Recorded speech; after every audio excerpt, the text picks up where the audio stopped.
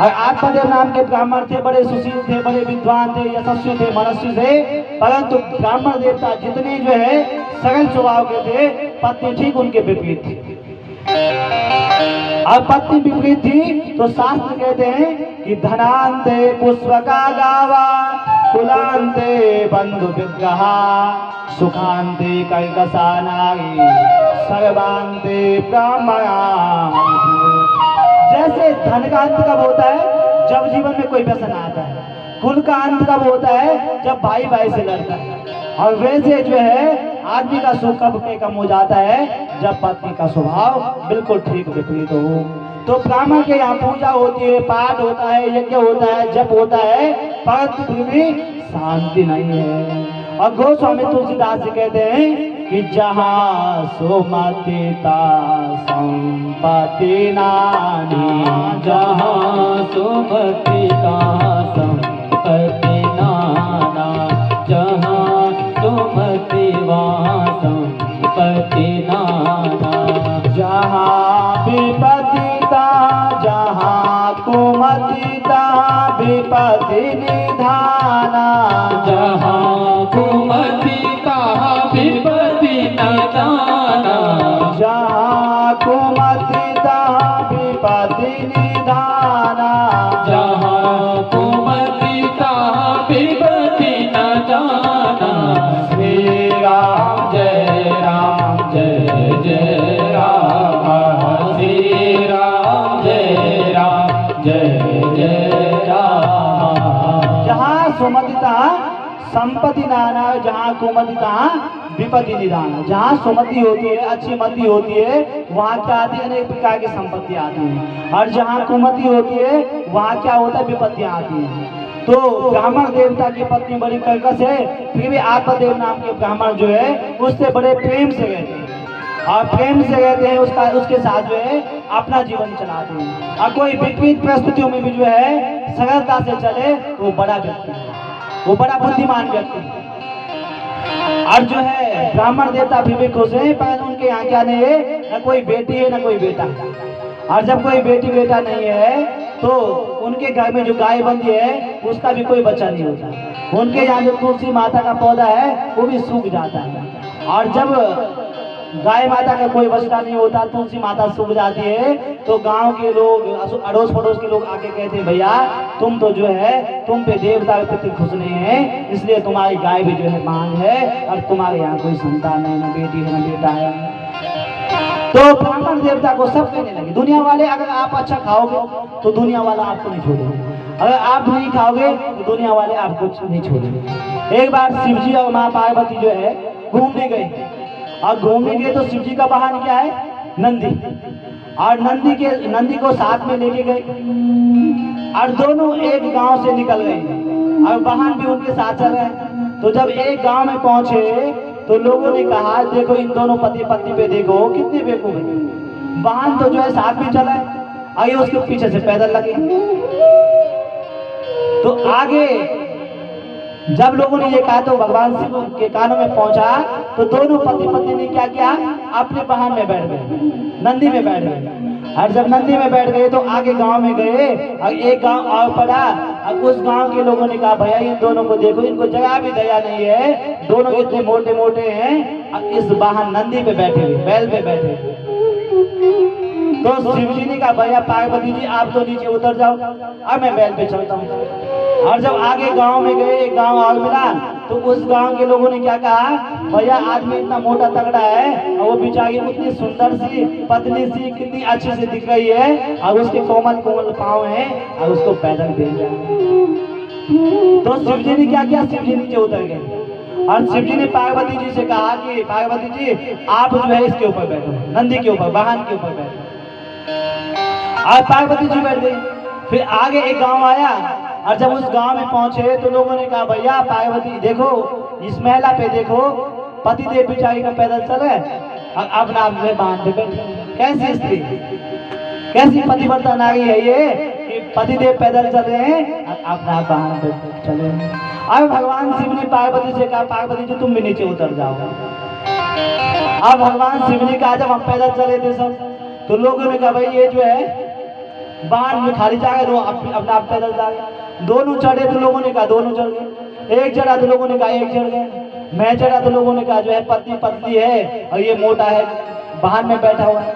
आप चढ़े तो लोगों ने कहा देखो अपने आप जो है गाड़ी में बैठ के जागे, पतिदेव जो है पैदल आ गए हैं। दुनिया तो कहीं छोड़ेगी नहीं। अब भगवान शिव ने क्या किया, अपना वाहन उठाया, अपने कंधे पे रखा और चल पड़े कि दुनिया कहीं नहीं छोड़ने वाली।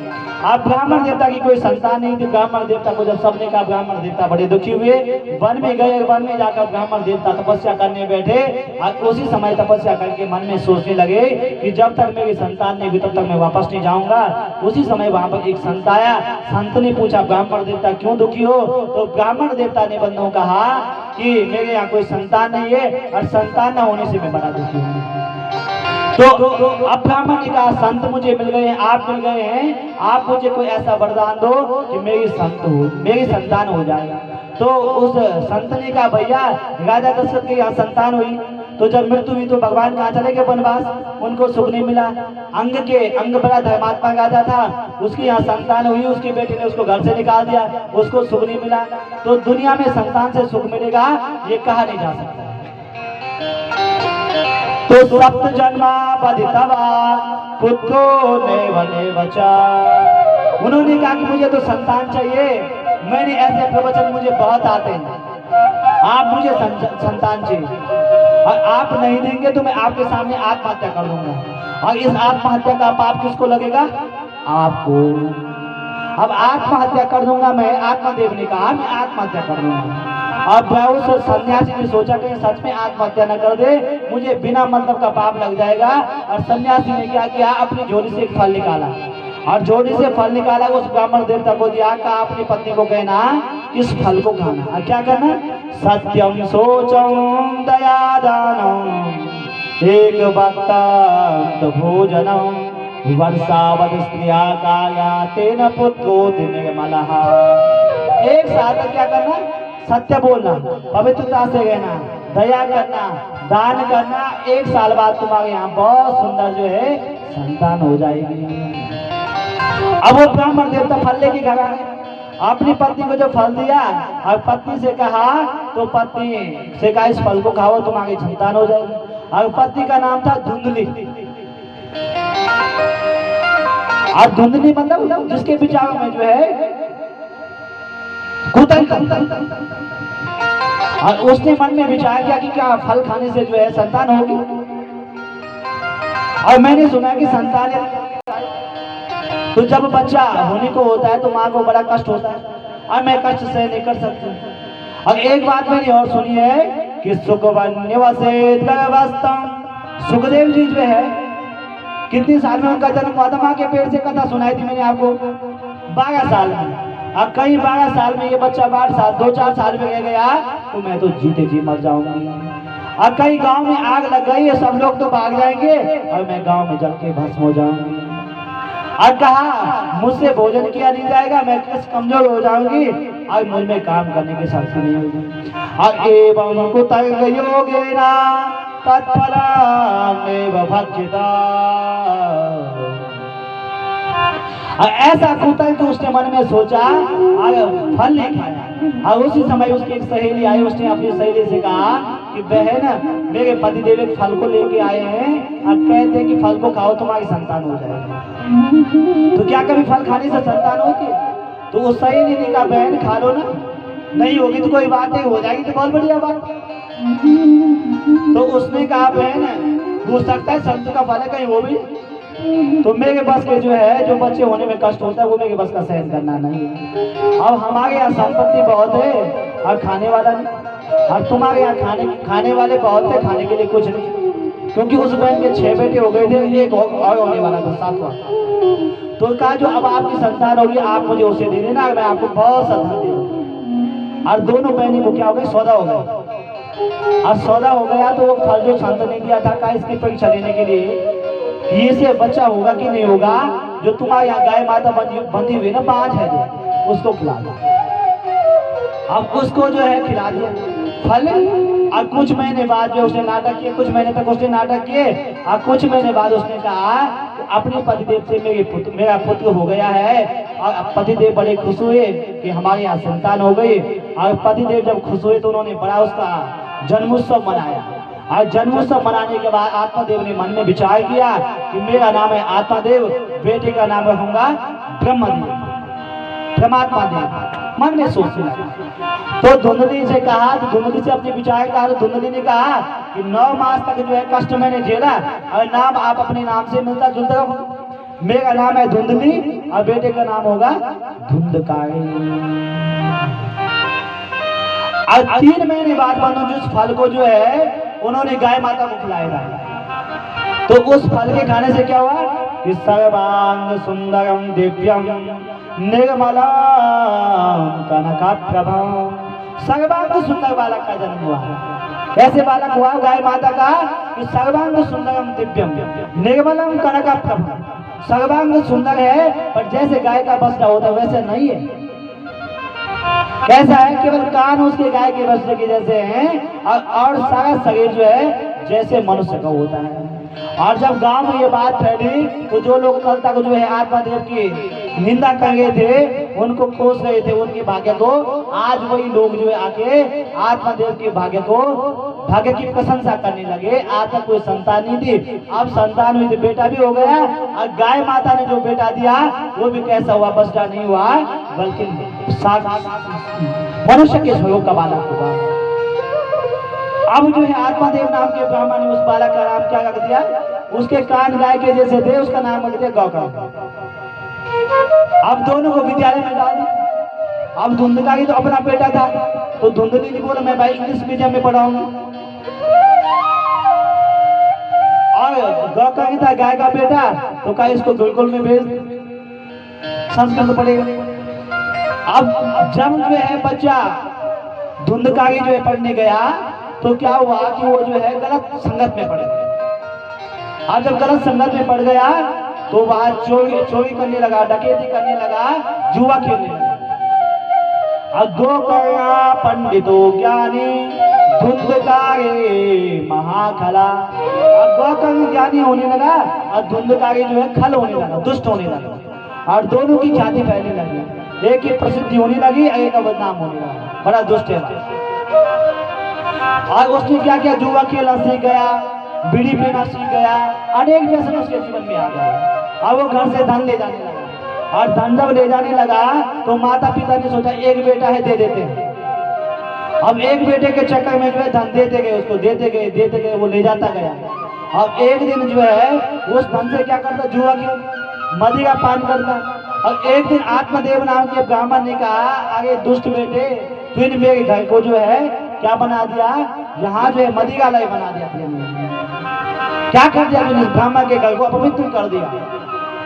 और आत्मदेव नाम के ब्राह्मण आज बड़े दुखी हुए। और जब दुखी हुए तो कहा, आज मन में विचार, बड़ा रुदन करने लगे, रोने लगे। जब संतान नहीं थी तब रो रहे थे कि संतान हो जाए, आज संतान हो गई तो क्या निकल गई, दुष्ट निकल गई और फिर रो गई। और मन में विचार करें कि कोर्त पुत्रे न जाते ना यो न विद्वान न धार्मिका। ऐसे बेटे का क्या प्रयोजन, इस बेटे से क्या फायदा। और रुदन करने लगे तो उसी समय गाय माता का बेटा कौन है, गौकर्ण। और गौकर्ण जी वो उनके पास आए, वो पिताजी कहते थे आत्मादेव जी को, कहा पिताजी आप क्यों दुखी हैं। कहा बेटा जब से ये पुत्र घर में हुआ है तब से ये पग पग पे दुख दे रहा है।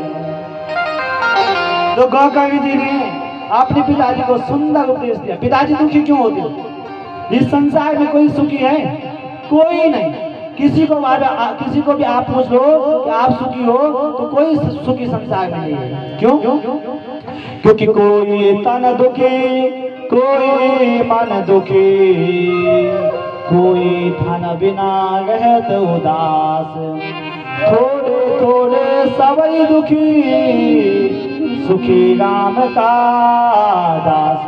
किसी के पास धन तो बहुत है पर सही काम नहीं करे। कोई तन दुखी, कोई किसी के पास तन भी ठीक है, धन भी ठीक है पर मन में शांति नहीं, मन से दुखी। अब कोई धन बिना रहे तो उदास, कोई दिन भर जो है 25-25 मंजिल की बिल्डिंगों में जो है पुताई कर रहा है, और तब शाम को कितने रुपए मिल रहे? 500। तो कोई धन बिना रहते उदास, और थोड़े थोड़े सबई दुखी, सुखी राम का दास। थोड़े थोड़े इस दुनिया में सारे लोग दुखी हैं, कोई दुनिया में सुखी नहीं। क्यों? दुनिया क्या है? दुखालय। जैसे शिवालय में जाते तो क्या मिलते हैं? शिव जी। विद्यालय में जाते तो क्या मिलती है? विद्या। और ये क्या है? दुखालय। और दुखालय में आए तो क्या मिलेगा? दुख मिलेगा। तो यहाँ दुनिया में कोई भी सुखी नहीं है। आज गौकर्ण जी अपने पिता को उपदेश करते हैं, ज्ञान देते हैं, और पिताजी को कहते हैं कि पिताजी क्यों रोगे? किसका पुत्र? किसकी पत्नी? कि देहस्तिमान् सुरुद्रे विमते त्यजत्वं, जाया सुतादिषु सदा ममतां विमुञ्चा, पश्यानिशं जगदिदं क्षयभङ्गनिष्ठा, वैराग्यरागरसिको भवभक्तनिष्ठा। गौतम जी ने आज सुंदर से उपदेश अपने पिता को दिया। पिताजी, इस दुनिया में कौन किसका पुत्र, कौन किसका पिता, कौन किसकी पत्नी? क्या कहा? देहस्तिमान् सुरुद्रे। जो ये देह है ये अपना है ना? अपना है, सब अपना है ना? हड्डी मांस का बना हुआ जो देह है ये तो अपना है। दुनिया के रिश्ते अपने नहीं, तो ये अपना है।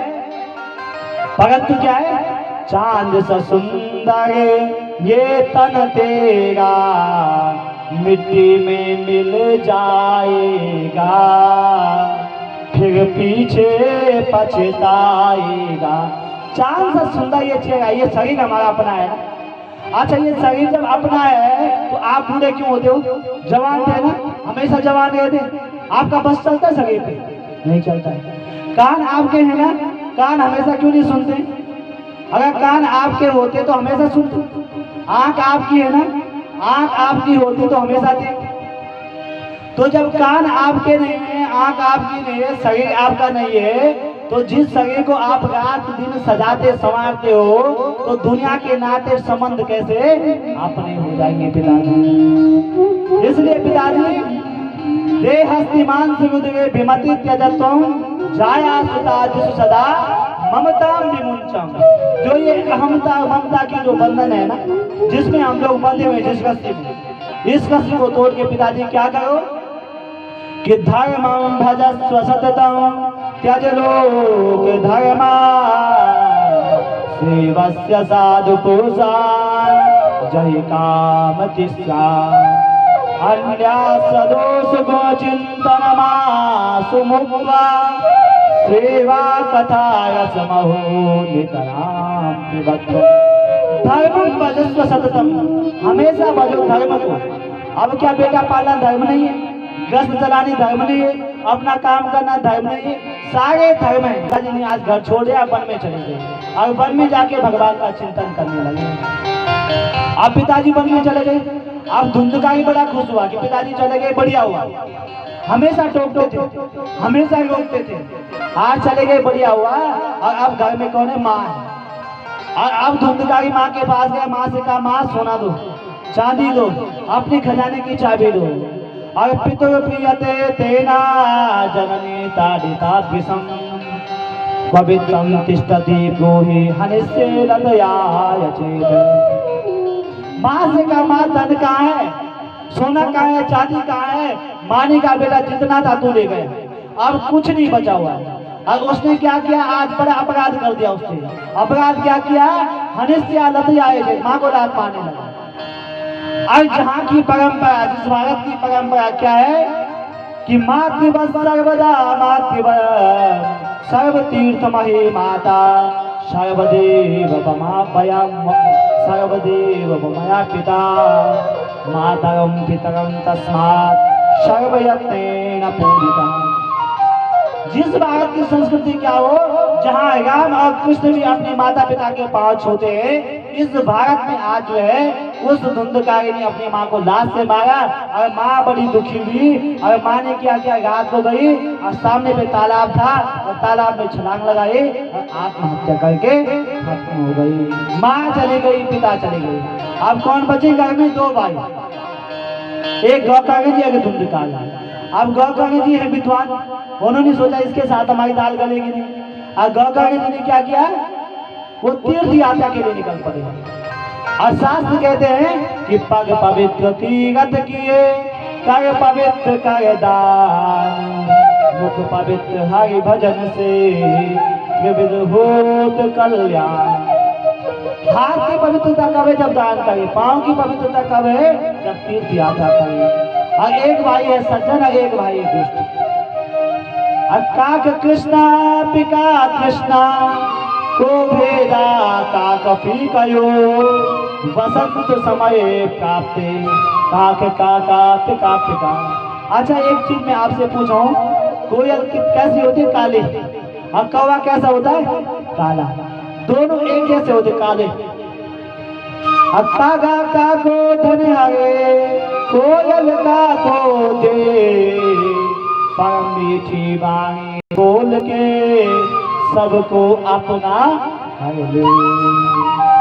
कोयल भी काली और कौवा भी काला, दुष्ट भी वैसे ही और सज्जन भी। सकल सूरत तो सबके एक जैसी है ना भाई। दुष्ट का भी है, पाँव भी है, हाथ भी है, आंख भी है, नाक भी है, सब कुछ एक जैसे। कोयल काली है, कौवा काला है, पर दोनों में अंतर क्या है? इसका काम। और एक दिन ये पकड़ा जाएगा, इसके साथ हम भी पकड़ी जाएंगी और हमें भी जेल होगी। और उन्होंने क्या किया, एक दिन रस्सी निकाली और उसके हाथ पांव बांधा, और हाथ पांव बांध के उसका गला बांधा, और गला बांध के उसको मारने लगे। और जब उसके प्राण नहीं निकले तो उन्होंने जलते हुए अंगार उठाई चूल्हे में से, और जलते हुए अंगार उसके मुख में डाल दिया। और जब जलते हुए अंगार डाले तो उसकी मौत हो गई। और मौत हुई तो कैसी हुई? स्वाभाविक नहीं हुई, उसको मारा गया। और वो क्या बन पड़ा? प्रेत बन गया। और जब वो प्रेत बना, अब प्रेत योनि में चले, अब प्रेत योनि में भटकने लगा। और उसका भाई गौकांगी जो है कहाँ गया था? तीर्थ यात्रा के लिए। और जब गौकांगी जी ने सुना मेरा भाई मर गया, तो उन्होंने उसके निमित्त जो पिंडदान किया। और पिंडदान करने के बाद एक दिन गौकांगी जी को अपने गांव की याद आई, अपनी मातृभूमि की याद आई, क्योंकि जननी जन्मभूमि स्वर्गादपि गरीयसी। अगर सुने, जब भगवान राम ने लंका पर विजय पाई और लक्ष्मण जी ने कहा भैया लंका सोने की यही कहते हैं, तो भगवान राम ने क्या कहा कि जननी जन्मभूमि स्वर्गादपि गरीयसी। जननी और जन्मभूमि स्वर्ग से भी बढ़ के होती है। अब एक दिन यही गौकांगी जो है अपनी जन्मभूमि में आया और अपने पिता के भवन में गया। और संत हैं गौकांगी जी, तो माला जपने लगे। और जब माला जप के जो है शयन करने लगे, उस समय उनको जो है उस महल में अनेक प्रकार की आवाज सुनाई दी। कभी सिंह की आवाज सुनाई देती, कभी भेड़ की आवाज सुनाई देती, कभी हाथी की आवाज सुनाई देती। अनेक प्रकार की आवाज जब उनको सुनाई दी तो उन्होंने कहा भैया कौन हो? आप प्रेत बोल नहीं पाए। और जब प्रेत बोल नहीं पाया तो इन्होंने क्या किया, अपने जो तीर्थों का जल था उसको अभिमंत्रित किया और प्रेत के ऊपर जो है छींटा मार दिया जल का। और जब जल का छींटा मारा तो प्रेत जो है बोल पड़ा कि अहम भ्राता त्वदीयोऽस्मिन् धुंधकारे नामता स्वकीयेनेव दोषेण ब्रह्मत्वं नाशितं पुरः। ब्रह्मत्वं नाशितं पुरः, कि भैया ब्राह्मण कुल में मेरा जन्म हुआ था, पर मैंने अपने कर्मों को ऊंचे कुल के जन्म में